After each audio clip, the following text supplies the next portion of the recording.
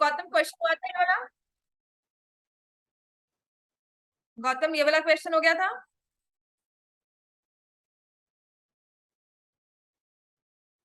Yes ma'am. हो गया था, चलो। सबसे हो गया था ये क्वेश्चन। 2 मिनट स्क्रीन शेयरिंग बंद होगी, मैं दोबारा से ऑन कर रही हूँ।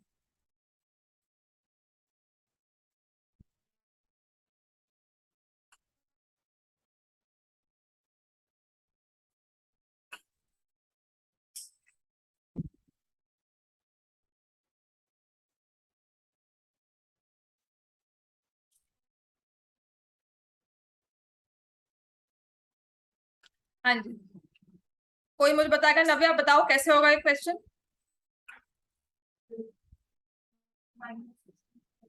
इसमें मैंने आपको ये कहा था कि अगर ये क्वेश्चन वाई स्क्वायर को हटा दूं तो आप कहोगे स्प्लिटिंग है।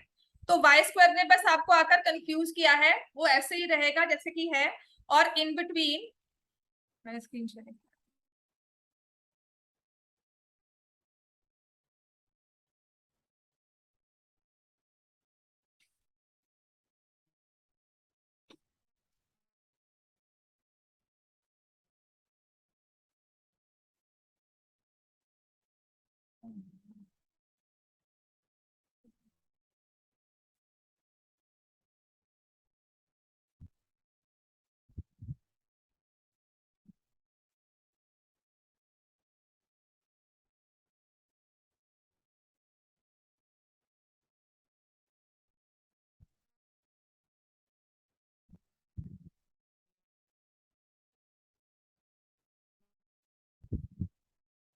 तो इन बिटवीन जब हमारे पास एक्स स्क्वायर साथ में आ गया तो हम क्या करेंगे, अपने 2x स्क्वायर को और 24x स्क्वायर वाई स्क्वायर को मल्टीप्लाई करेंगे। It will give us the product of 48x square Y square, जिसको फैक्टराइज करना है और चाहिए हमें सम ऑफ 13xy। तो ये क्लैरिटी है ना कि हम लेंगे यहाँ पे 16xy माइनस 3xy। प्लस क्यों लिया? क्योंकि यहाँ पर क्या साइन था, प्लस का। ठीक है, तो ये फैक्टर्स क्या बन जाते हैं, 2x कॉमन लिया, x plus 8y minus 3y common लिया, x प्लस 8y। क्या हो जाएगा, 2x minus 3y x plus 8। Clear है सबका? ये समझ में आ गया ना? यहाँ पे गलत है ना बच्चे? इसको प्लस में लेना है, ऑर्डर कुछ भी हो सकता है। आप इसको ऐसे भी लिख सकते थे, 3xy प्लस 16xy। ठीक हो गया? राइट, चलो। हाँ जी, सेकंड वाला क्वेश्चन। अब क्या हुआ, जो एक्स स्क्वायर वाई स्क्वायर अलग अलग थे यहाँ पर, है ना, यहाँ पे अलग अलग बैठे हुए थे, सब इकट्ठा इसमें आ गया फर्स्ट टर्म। ये भी स्प्लिटिंग का केस ही है। फैक्टर्स क्या बनेंगे इसके, -12 एंड +4। वेरी गुड, ये बिल्कुल सही बोला है लव्या, समझ में आ गया आपको? आपने बोला है -12xy plus 4xy, which is very nice, because 12 and 4 बोल के काम नहीं चलता, गलती होती है उसमें। ठीक हो गया? तो अब हम क्या करेंगे, एक्स वाई कॉमन लिया, X Y minus 12 plus 4 X Y minus 12, तो X Y plus 4 X Y minus 12। ठीक है ना? थर्ड वाला आते हैं। थर्ड वाले में क्या मुश्किल आई, इसमें पहला तो स्क्वायर दिया और दूसरा स्क्वायर नहीं दिया हुआ, तो मुझे क्या करना चाहिए, आइडेंटिटी लगा दूं। और मेरे पास क्या है, मैं 4 माइनस एक्स होल स्क्वायर को ओपन कर देती हूँ, तो ये बन जाएगा 16 plus x square minus 8x minus 2x। 16 plus x square minus 10x, है ना?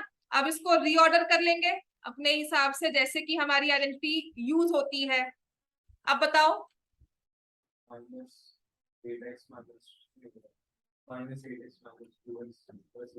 समझ में आ गया?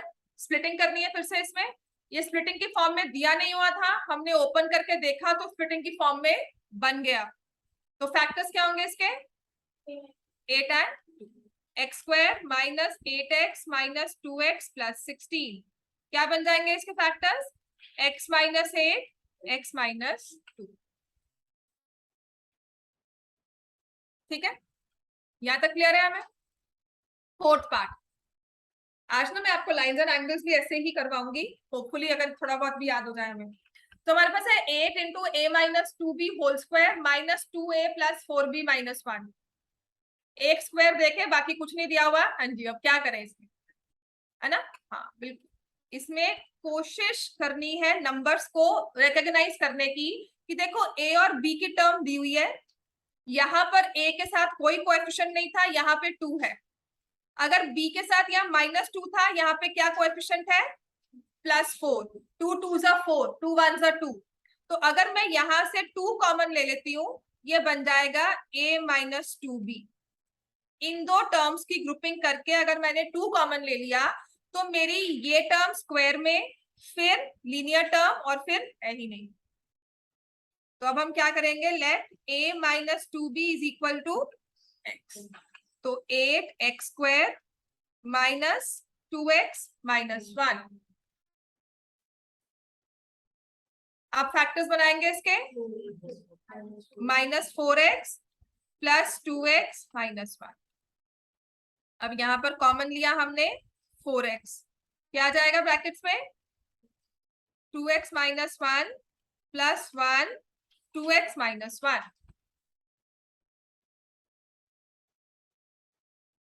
अस्मी समझ में आया? अब कॉपी करने की जगह कोशिश करनी है खुद करना है, ठीक है? ऊपर नहीं देखना, अपनी बुक पे ध्यान रख के फिर हमें क्वेश्चन सॉल्व करना। 4th one done. अब आते हैं 5th पर। इसको करने के 2 वेज हैं।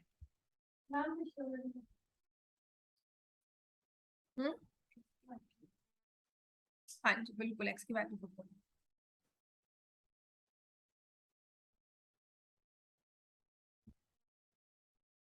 मतलब जो कि कॉमन मिस्टेक होती है और मैंने भी की।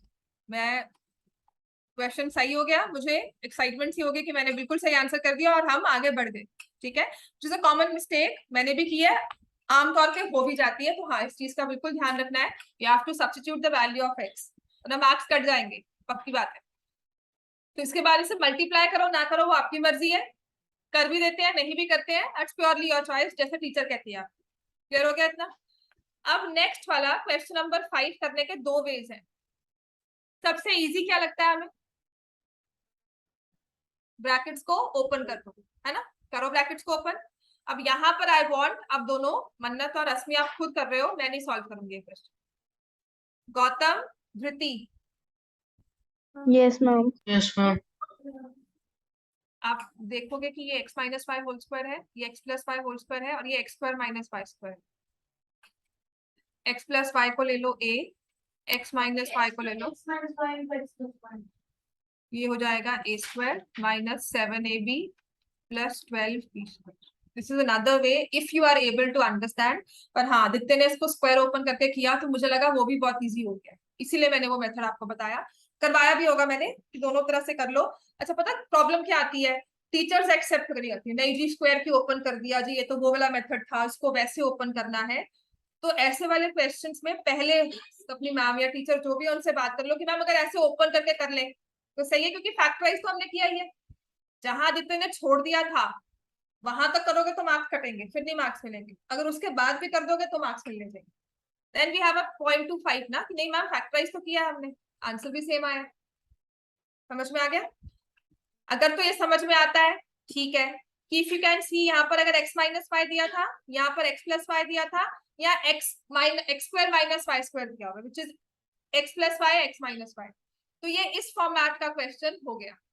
अगर नहीं समझ में आता है तो सबसे इजी काम है कि कुछ नहीं किया तो हमने ब्रैकेट्स को ओपन कर दिया। तो x - 5 होल स्क्वायर क्या हो जाता है, बोलो? x² - 2xy + y²। अब इसको ओपन करके क्या लिखोगे, लिखा है आपने? हाँ, क्या लिखोगे?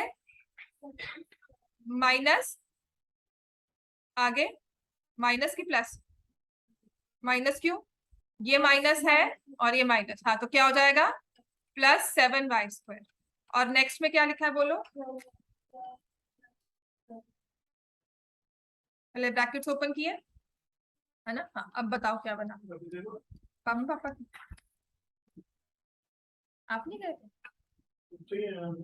क्या बात है?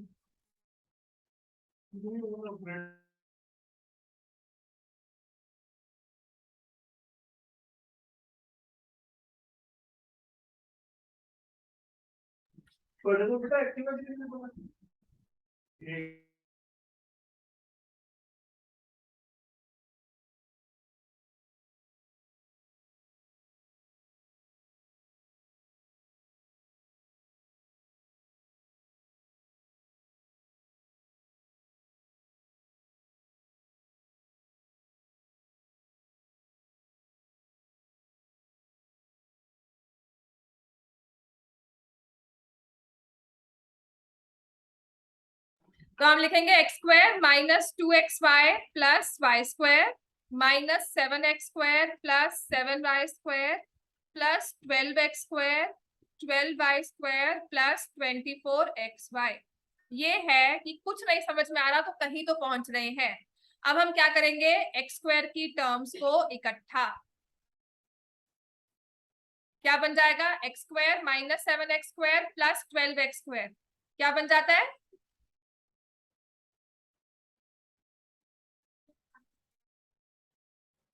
हाँ हमने किया, वेरी गुड। क्या बन जाएगा ये 6x स्क्वायर, ठीक है। इसमें वाई स्क्वायर का मुझे कोएफिशिएंट बताओ क्या बनेगा,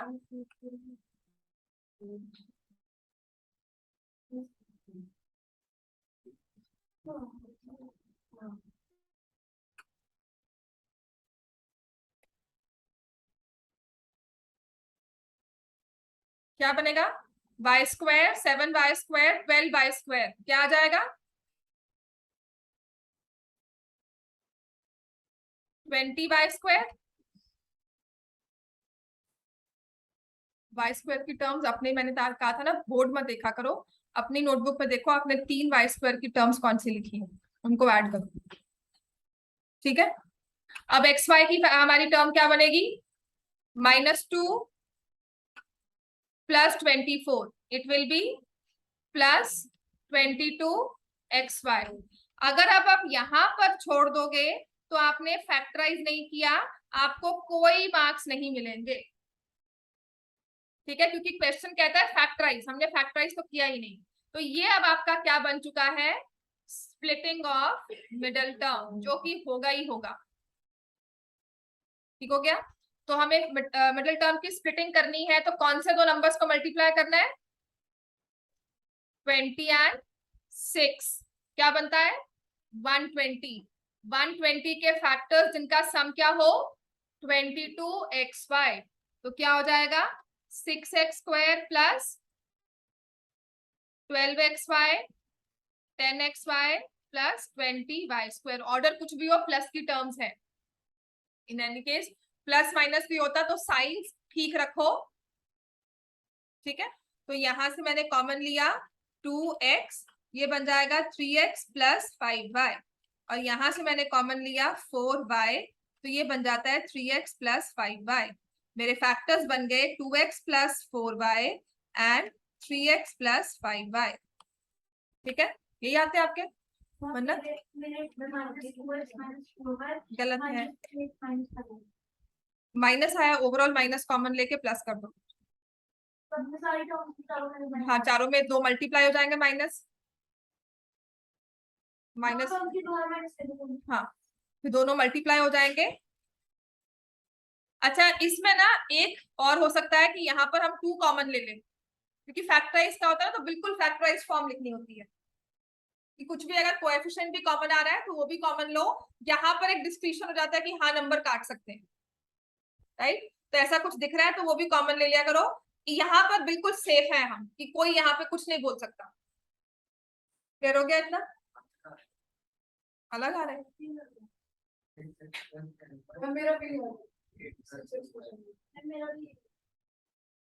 मैंने कैलकुलेशंस ठीक की हुई है,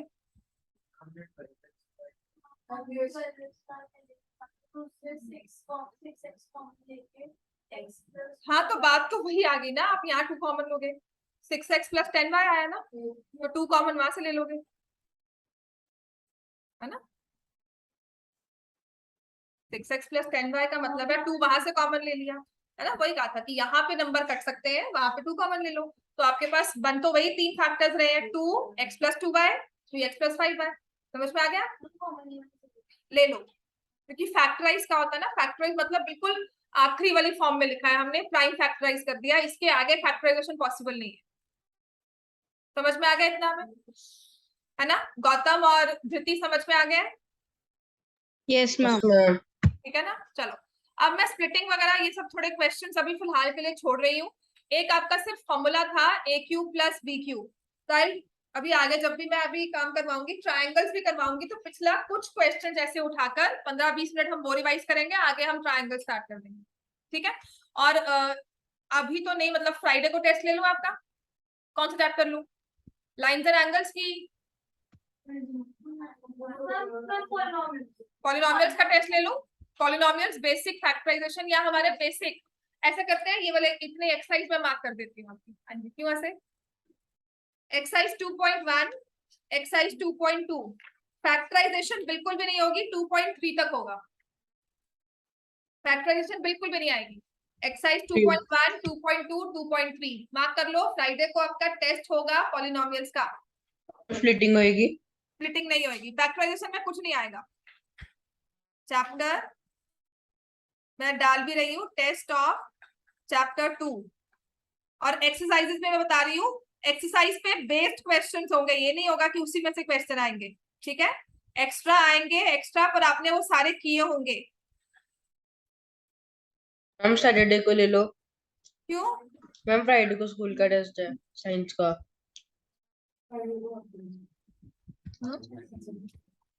टेस्ट ऑफ चैप्टर 2, एक्सरसाइज 2.1, 2.3, 2.2, 2.3। हाँ, फ्राइडे सैटरडे ले लो। उसका स्कूल का टेस्ट है, उसके अलावा कोई और प्रॉब्लम है बताओ किसी को सैटरडे को। रीगल में उसका रीगल नहीं है। हाँ तो फिर फ्राइडे को दे दो ना। हाँ तुमने फर्स्ट 3 एक्सरसाइज अच्छे से की तो ये गौतम स्कूल टेस्ट में? यस मैम ले लो फ्राइडे को। हाँ तो फिर फ्राइडे को ठीक है, टेस्ट ऑन फ्राइडे डाल दिया मैंने ग्रुप में, ठीक है? हाँ जी, अब आ जाओ लाइंस एंड एंगल्स। पता कैसे पढ़ा रही हूँ लाइंस एंड एंगल्स? आप बोलोगे और मैं लिखूंगी, ठीक है, साइड बाय साइड। तो पहला क्वेश्चन जो मुझे करवाना है लाइंस एंड एंगल्स का, विच इज वेरी इंपॉर्टेंट, तुम्हें याद होगा, बाकी सबको नहीं, ठीक है? तुम इतना कर सकते हो, अपनी एग्जाम्पलर ले आया करो, एक्स्ट्रा क्वेश्चन बैठकर मेरे पास कर लिया करो, ठीक है? मुझे पता तुम बोर हो चुके हो क्योंकि तुम्हें रखा हुआ है अब सारा, है ना? Which is very good, I appreciate it, है ना? तो मेरे पास एग्जाम्पलर है, वो ले लो, उसके एक्स्ट्रा क्वेश्चन बैठ के कर लो। ये लो, अभी तक मतलब ये मेरी क्लास 9 क्लास 10 बन गई। इसके ना ट्रायंगल्स के ही, लाइंस एंड एंगल्स के ही सारे गुण।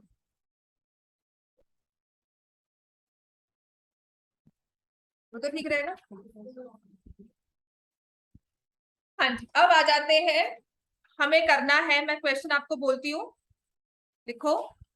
This is based on example 5, example 5 page 102।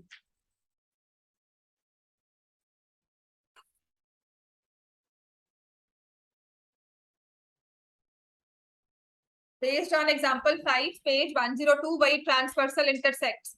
अब इसका मैं अदर वे अराउंड कोई क्वेश्चन लिखवाऊंगी, स्टेटमेंट लिखवाऊंगी, लिखो। If a transversal intersects two lines such that the bisectors of a pair of alternate interior angles are parallel. Pair of alternate interior angles are parallel. Prove that the lines are parallel. 2 minute लगाकर figure बनाओ। Figure बनेगी कैसे? नहीं, figure नहीं दी हुई है इसमें, आपने खुद बनानी है।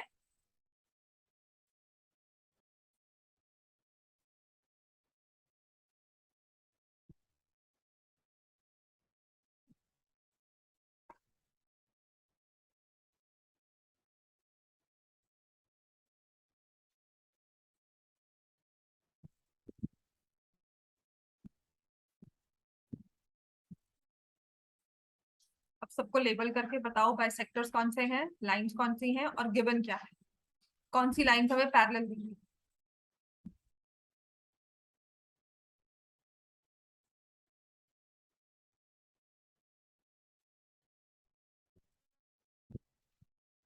इसमें कौन से एंगल्स दिए हुए हैं?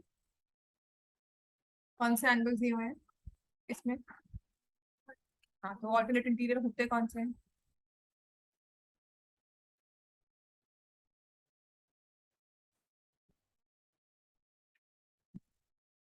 ये ऑल्टरनेट होते हैं, खुद सोचो। ऑल्टरनेट इंटीरियर, ऑल्टरनेट का मतलब क्या होता है? एक साइड पे नहीं होते, उल्टी साइड पे होते हैं। उल्टी साइड पे कौन सा बोल रहे हो? which one? फर्स्ट वाला कौन सा है, मार्क करो। हाँ, इंटीरियर में होने चाहिए दोनों।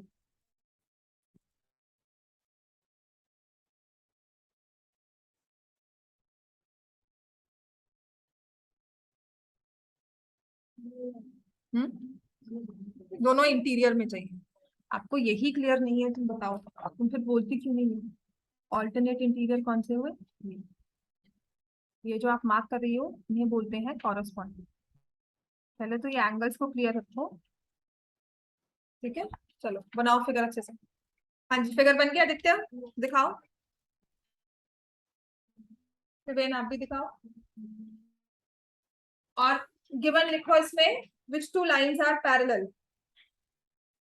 पीक्यू कहाँ दिया हुआ है? पीक्यू कहाँ पैरेलल दी हुई है? हाँ, कौन सी लाइंस पैरेलल दी है, पढ़ो। हाँ जी, are equal, bisectors are equal. हाँ, क्या लिख रहे हो? इसमें ना बच्चे साथ में लिखा करो इनको नेम देकर, ये लाइंस पैरेलल, ठीक है? हाँ, तुम भी दिखाओ। नव्या, इसके बाद आपकी टर्न है। नव्या, आप भी। मैम इसमें हाँ जी, मैम इसमें हम एंगल्स लिखेंगे 1 2 3 4, इसमें हम ऐसे लिखेंगे angle 1 is equal to angle 3। हाँ वही वाला है, पर एंगल 1 एंगल 3 क्या ले रहे हो उस पर डिपेंड करता है। अच्छा, ये क्वेश्चन पढ़कर इतना तो समझ में आ गया कि दो पैरेलल लाइंस है और एक ट्रांसवर्सल है। तो पैरेलल लाइंस को मैंने नेम दिया A B, that is my personal, मैंने अपना ए बी नेम दिया और सी डी दिया। आपने इसके अलावा कुछ और भी लिखा है तो चलता है। ऋषिता, मुझे दिखाना है इसके बाद, वहीं पे खड़े होकर, वहीं पर, वहीं से दिखाना। हो गया? हाँ। तो इसने कहा है bisectors of alternate interior angles, तो मेरा फर्स्ट फोकस है ऑल्टरनेट इंटीरियर। वो कौन से एंगल होते हैं? या तो ये वाले दो लो, ठीक है, या तो ये वाले दो लेंगे, ओमेगा समझ में आ गया ये वाला, या फिर आप ये और ये लो, ठीक है? तो इसके बाइसेक्टर्स, अब उसने लिखा है bisectors of pair are parallel, तो मैंने ये E D E F is the transversal, तो ये पी क्यू आ गया और ये आर एस हो गया। गिवन क्या है हमें? बाइसेक्टर्स का नाम मैंने क्या लिखा है? PQ is parallel to RS. This is given. ठीक हो गया? और PQRS की नेचर क्या थी, उनका काम क्या था? बाइसेक्ट करना, किसको? एंगल को। तो मैंने एंगल्स को नेम दे दिया, ठीक है? तो angle 1 equal to angle 2, angle 3 equal to angle 4। This is because of angle bisectors. समझ में आ गया आपको? बिस्मीत, समझ में आया? हाँ, अब करना क्या है, गलती पता क्या करते हो इसमें, आप लिखते हो angle 1 equal to angle 2, angle 3 equal to angle 4, therefore angle 1 equal to angle 4, पता नहीं क्या क्या लिख करना, मतलब खुद समझ में आया बस लिख दिया हमने, है ना? अब आप खुद समझो, इट इज नॉट कुछ सोचो कि आप लिख क्या रहे हो। आपको प्रूव करना है A B parallel C D है ना? अब ये सोचो कि जब मुझे A B parallel C D prove करना है तो वो कब पैरेलल होते हैं? दो लाइंस तब पैरेलल मानते हैं या जब तो उनके ऑल्टरनेट इंटीरियर एंगल्स पूरे के पूरे इक्वल हो। तो यहाँ पर A B, just look here, A B और सी डी के लिए ऑल्टरनेट इंटीरियर एंगल ये पूरा पूरा वाला, ठीक है ना? अब यहाँ पर अपने लिए लिख लो कि अगर मुझे A B parallel C D prove करना है, therefore it means मुझे प्रूव करना है angle A P R is equal to angle P R D. समझ में आ गया? मुझे ए पी आर और पी आर डी इन दोनों को इक्वल प्रूव करना है, पूरे पूरे वाले एंगल को, क्योंकि वो पैरेलल लाइन के साथ वो एंगल बन रहे थे, ठीक है? अब आ जाते हैं प्रूफ में। तो my first thing when I see this proof क्या होगा? कौन सी लाइंस पैरेलल है? Given PQ and RS। Now look at those parallel lines. इन दो पैरेलल लाइंस को देखो, इसको हाईलाइट कर लो। PQ और RS पैरेलल है, ट्रांसवर्सल पीआर को मान लिया, PQ is parallel to RS and PR is transversal. तो कौन से दो एंगल्स इक्वल होंगे? Angle 2 and angle 3, angle 1 angle 4 नहीं होंगे। हाँ, एंगल 1 और एंगल 2 जो आप बनाते हो ना, आपने सबको इरेज कर दिया। सी, यू इरेज एवरी लाइन, सिर्फ अपने पास पैरेलल लाइन रखो। एंगल 1 एंगल 4 का अस्तित्व भी नहीं है, उनका एग्जिस्टेंस ही कहीं नहीं है, हवा में उड़ गया।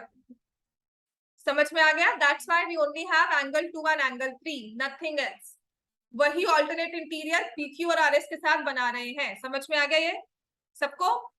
ठीक है, तो एंगल 2 इक्वल्स टू एंगल 3। अब हम करेंगे 2 times angle 2 is equal to 2 times angle 3। ठीक है, या यहाँ पर आप ये भी लिख सकते हो हाफ ऑफ एंगल एपीआर, जो आई थिंक आपने लिखा था, which is also fine, which is I completely agreed कि उसने लिखा है नहीं, half of angle APR is equal to half of angle PRD, which is again fine. तो इसको एक्सप्लेन करना होगा कि AP and PQ and RS are bisectors, लिखना होगा ये, या इतना लिख दोगे काफी है। ठीक हो गया? तो अब उसी के बाद वही यूक्लिड वाली बात है कि if equals are equal, if two sides are equal, doubles are also equal, है ना? हाँ, हाफ्स आर आल्सो इक्वल। तो ये हाफ हाफ कट जाता है और ये क्या बन जाएगा? Angle APR is equal to angle PRD. और क्योंकि हमने कहा ये दोनों इक्वल है, और फिगर के अकॉर्डिंगली ये क्या एंगल्स बन रहे हैं? Alternate interior angles. तो अब हम लिखेंगे एज दे फॉर्म, तो बेटा बात वही होगी ना, 2 एंगल 2 क्या होगा? एंगल एपीआर, है ना? डबल ऑफ एंगल, और बीच में ब्रैकेट्स में लिख देना ना कि PQ and RS are the bisectors. PQ bisects angle APR, PQ bisects angle APR and RS bisects angle. नहीं बच्चे, इसका भी यही होगा, इसका भी वही रूल है। आपने लिख दिया PQ बाइसेक्ट कर रही है, तो double of angle 2 will be complete angle. ठीक हो गया? तो as they form a pair of alternate interior angles. अब इन दोनों ने कंप्लीट में ऑल्टरनेट इंटीरियर एंगल बनाए, therefore AB is parallel to CD। समझ में आ गया इतना? AB is parallel to CD, right?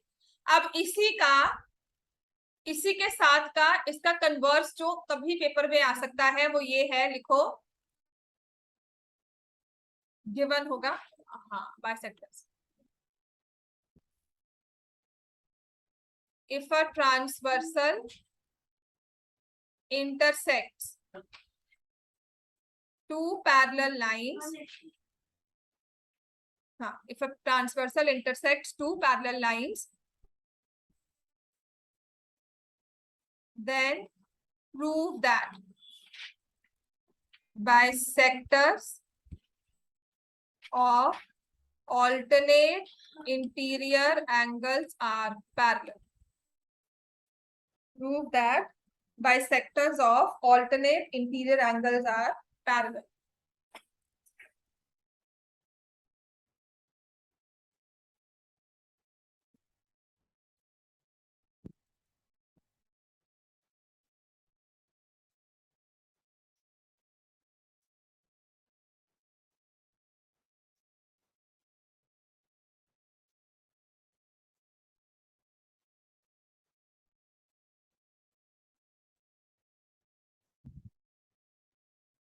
अब आपको दिया हुआ है कि पैरेलल लाइंस को ट्रांसवर्सल इंटरसेक्ट कर रही है, और जो बाइसेक्टर्स है वो पैरेलल प्रूव करने हैं। फिगर बनाओ इसकी। सेम है बिल्कुल, बस रिवर्स में हो जाएगा, लिखना नहीं आता, वही गलतियां कर रहे हो लिखने में।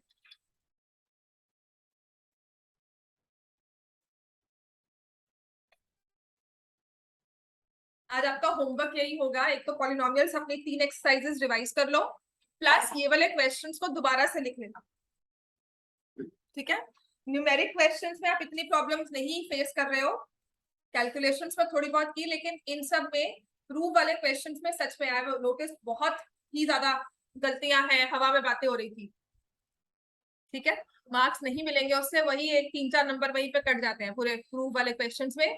और जो हमारा स्कोर एक अच्छा 70+ आना होगा वो 60s में रह जाता है, अगर 75 होगा तो 71, 72 में रह जाएगा, इज नॉट गुड। थोड़ा सा मेहनत करेंगे, प्रैक्टिस करेंगे, आ जाएगा ये। सिस्टम से पढ़ो, एक स्टोरी फॉर्म में पढ़ो, ठीक है। और मैंने पिछली क्लास में 10th में भी कहा था कि अगर कुछ समझ नहीं आता है ना, तो then try explaining yourself, talk to yourself and tell, समझाओ अपने आप को कि देखो अब ये लाइन पैरेलल है, इसका मतलब क्या हुआ, इसका मतलब ये हुआ कि यहाँ पर अगर मुझे ऑल्टरनेट इंटीरियर एंगल्स दिए हुए हैं तो ये इक्वल होंगे। Talk to yourself, seriously this is another technique. जब कुछ समझ नहीं आता ना, तो अपने आप को एज अ थर्ड पर्सन रखकर समझाना शुरू कर दो।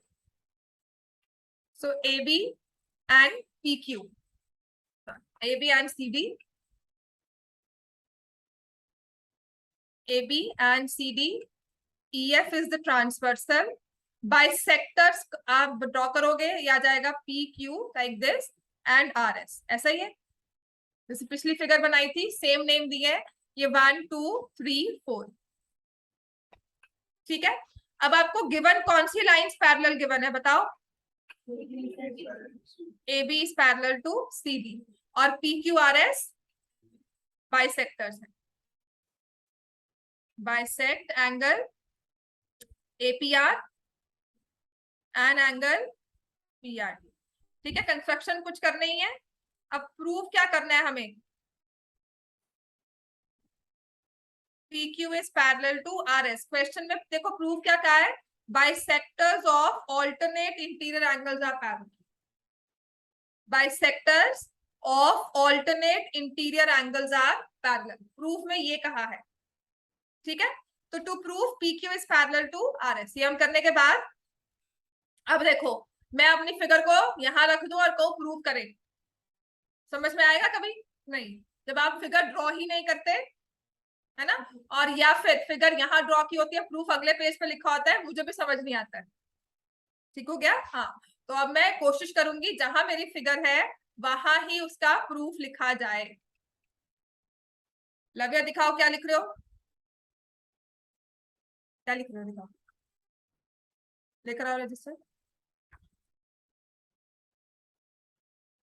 लेकर आओ, क्या लिख रहे हो दिखाओ मुझे। हाँ, क्या ड्राइंग चल रही थी कोई? हाँ, क्या लेकर आओ लव्या, हाँ लेकर आओ, आजा बच्चे।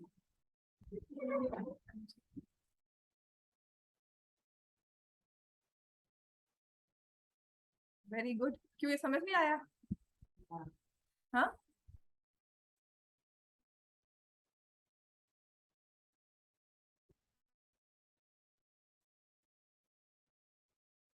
क्यों ये आता है? हुँ? कोई गलती नहीं होती इसमें। हाँ जी, प्रूफ में हमारे पास आएगा, क्या स्टार्ट करेंगे हम, हमें लाइंस कौन सी पैरेलल दी हुई है?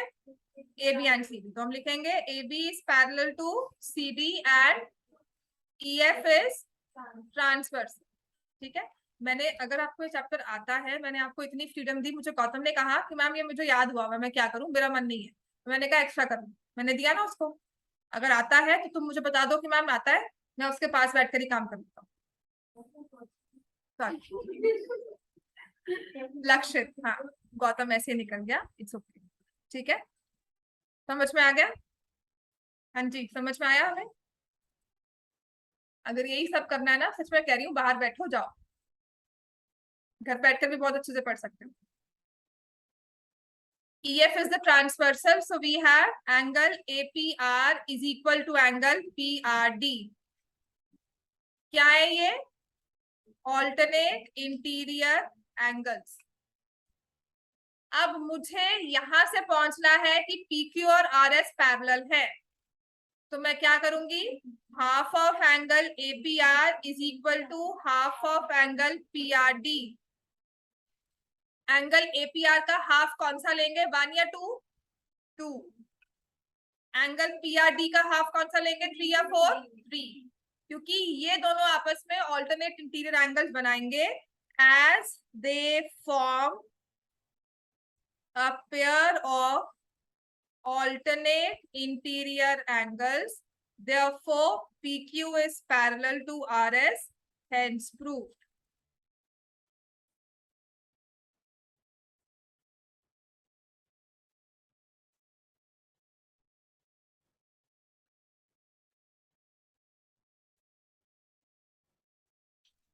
समझ में आ गया इतना हमें? यहां तक कोई कंफ्यूजन? राइट? अब आपका होमवर्क अगर होगा, इसका देखो मैंने कहा था 6 क्वेश्चंस हैं। 2 तो ये कॉरेस्पॉन्डिंग एंगल्स वाले हो गए, 2 अल्टरनेट वाले हो गए, और 2 होते हैं को इंटीरियर एंगल्स वाले। वो आपको मैं बाद में करवा दूंगी। अभी आओ, जो नेक्स्ट हमें क्वेश्चन अभी याद करना है,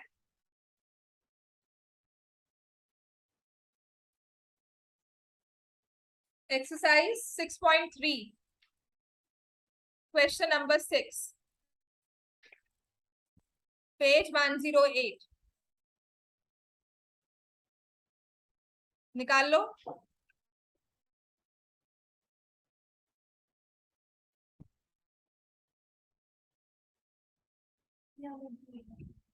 डिलीट है आप सबको, बाकियों को? एक्सरसाइज 6.3 डिलीट हो गई इनको।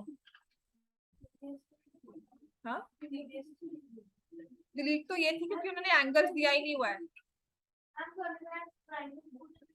डीएवी ने डिलीट की है, डीएवी ने डिलीट किया कि नहीं किया? अगर नहीं किया तो फिर तो काफी काम आ सकता। 6.3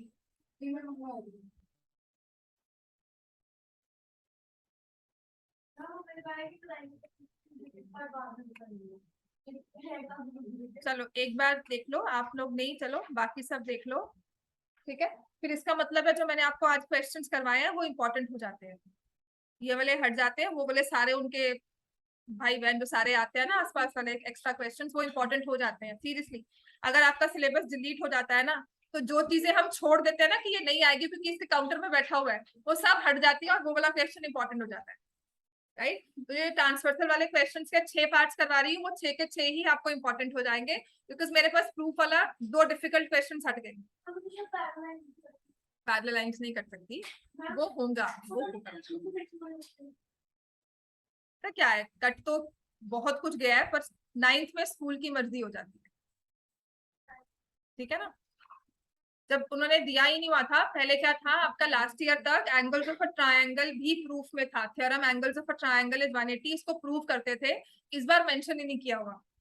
तो उसके बेसिस पर हम कहते हैं कि नहीं जी, हमारी ये वाली ट्रायंगल की चैप्टर वाला ये वाला चैप्टर ये एक्सरसाइज खत्म हो गई, ये एक्सरसाइज कैंसिल हो गई, डिलीट हो गई। राइट? ऐसे ही 10th में भी एक थ्योरम थी ज्योमेट्री में, जो लास्ट ईयर तक आती थी, थ्योरम और उसका कन्वर्स दोनों, पाइथागोरस थ्योरम, तो उसकी एक्सरसाइज भी थी। इस बार प्रूफ में लिखा ही नहीं हुआ कि पाइथागोरस को, हमें मोटिवेट भी नहीं लिखा हुआ कि पढ़ना है, यूज करना है। राइट? तो इसका मतलब ये हुआ कि वो एक्सरसाइज डिलीट हो। ऐसे ही आप में भी angles of a triangle mention नहीं था, तो लग रहा था कि एक्सरसाइज डिलीट हो जाएगी, बट देन स्कूल्स की मर्जी है। चलो एक बार देख लो एक इजी वे में क्वेश्चन कैसे होता है। आपको दिया हुआ है कि angle 1 equal to angle 2, angle 3 equal to angle 4, QT and RT are the bisectors. मैंने आपको इजी वे इसका क्या करवाया था कि हमें यूज करना है exterior angle is equal to sum of interior opposite angles. तो मैं ले रही हूं ट्रायंगल PQR। ट्रायंगल PQR में हमारे पास क्या आ जाएगा, angle PRS is equal to angle P plus angle 1 plus angle 2। समझ में आ गया?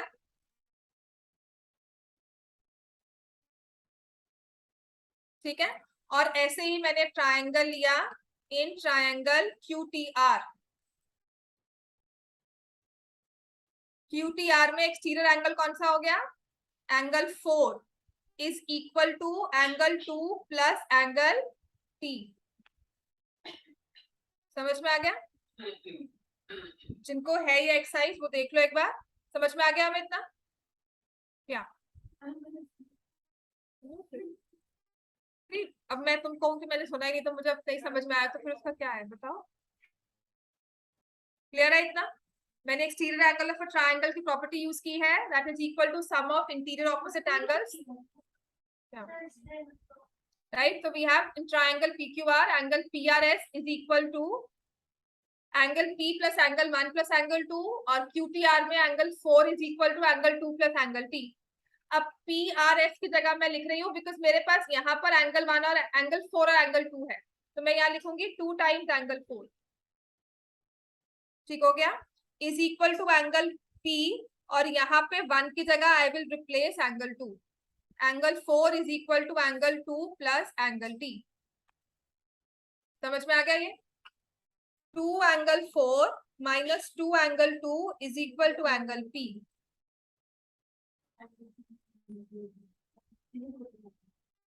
समझ में आ गया इतना? तो 2 को कॉमन लेकर एंगल T की जगह एंगल T उससे सब्स्टिट्यूट कर देंगे, तो मेरे पास आ जाएगा angle T is equal to half angle P, and this was to be proved.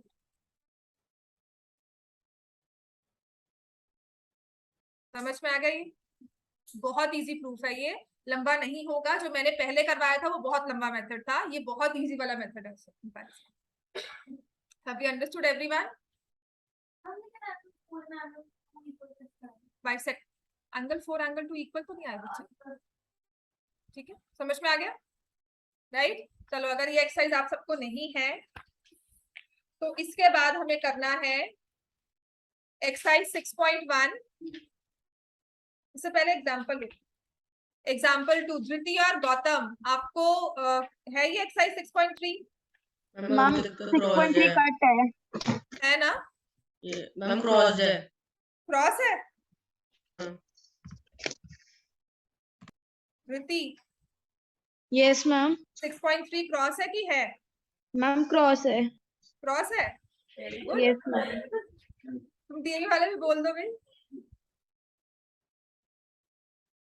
वो जो सर से पूछ कर आओ, करवाइए कि नहीं करवाइए. करवाई तो पहले से होगी, पर अभी कंफर्म कर लेना. मे बी वो सर्कुलर आता है ना स्कूल्स का कॉमन, एक कुछ आया होगा कि ये डिलीटेड है, पूछ लेना कि मैम बाकी सब में डिलीट किया हुआ है. हमारा डीपीएस का सिस्टम अलग है बेटा, बिकॉज वो सेंटर से आएगा, है ना. ये लुधियाना जो स्कूल थोड़े से जाते हैं ना, तो पुराना भी स्कूल है, तो आपस में इनमें हो जाती है बात, तो पूछ लेना एक बार. और अगर सीबीएसई ने एक सर्कुलर दे दिया होगा, अगर स्कूल लीड कर रहा है तो ऐसे नहीं कर सकते. तो मतलब पीछे से सर्कुलर आया होगा या क्लैरिफिकेशन आई होगी, तो वो बात कर लेना है. ठीक है. चलो, पे एग्जांपल नंबर 2, पेज 95. अगर डिलीट हो चुका है तो खुश हो जाओ, इसके 3-4 जो हेवी वाले क्वेश्चन थे वो सब गायब, उड़ गए. ठीक है ना? हाँ. मुझे भी खुशी होती है, मुझे कम पढ़ाना पड़ेगा. पता क्या है, कम पढ़ाने का मतलब है कि मैं 6 क्वेश्चन याद करवाने की जगह 4 याद करवा रही हूँ या 3 याद करवा रही हूँ, है ना. हाँ. जिनको नहीं रटे ना उनके लिए करवा रही हूँ, सच में कह रही हूँ. अब उनको मैं होमवर्क दूंगी, घर पे जाके सॉल्व करके आएंगे. तो example 2 on page 5, on page 95.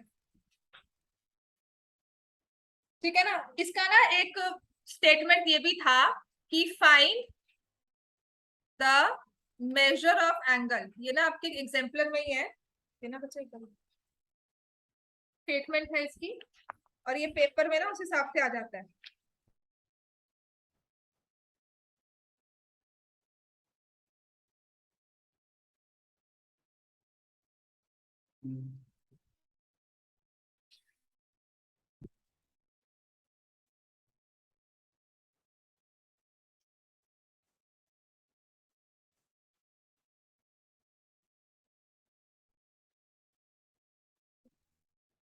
Find the measure of angle formed by the bisectors of a pair of adjacent angles on a straight line. Statement था कहीं पर.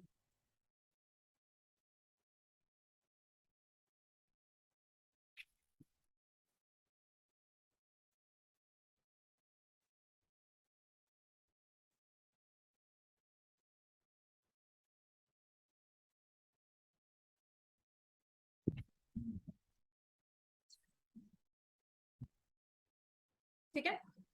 measure of angle formed by the bisectors of a pair of adjacent angles on a straight line.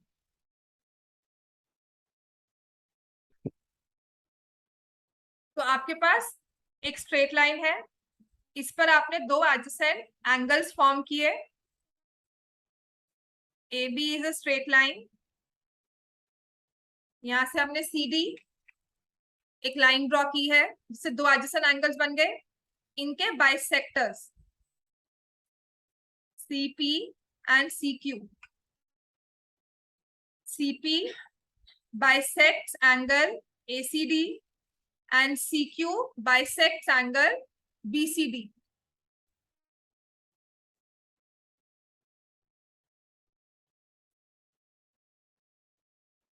ठीक हो गया। अब मुझे बताना है कि एंगल PCQ का मेजर क्या है। हाँ जी, ये गलती पता सबने क्या की हुई थी, यहाँ पर पता नहीं क्या लिखा था जब मैंने ये टेस्ट में क्वेश्चन दिया था, मुझे नहीं समझ में आया कि क्या लिखा है, बहुत स्ट्रेट वे में क्वेश्चन था। तो आपको पता है कि एंगल ACP, अगर वो भी नहीं लिखना है तो राइट एंगल 1 2 3 4, एंगल 1 2 3 4। पता क्या लिखा हुआ था, angle 1 equal to angle 2, 2 times angle 1 equal to 2 time angle 2, angle 1 equal to angle 3, 2 times angle 1 equal to 2 time angle 3। मतलब कुछ भी अपनी मर्जी से चिपका दो, मतलब मैंने जो लिखा है वो सही है। माय मैथ्स माय रूल्स, है ना। माय मैथ्स माय फॉर्मूलाज, कि मेरी मैथ्स है, मेरा पेपर है, मैं जो मर्जी लिखूं। हाँ, आप लोग ये इस तरह से पेपर सॉल्व कर रहे थे, तो इसमें मैं क्या लिखूंगी, let angle 1 equal to angle 2 is equal to x, angle 3 equal to angle 4 equal to y।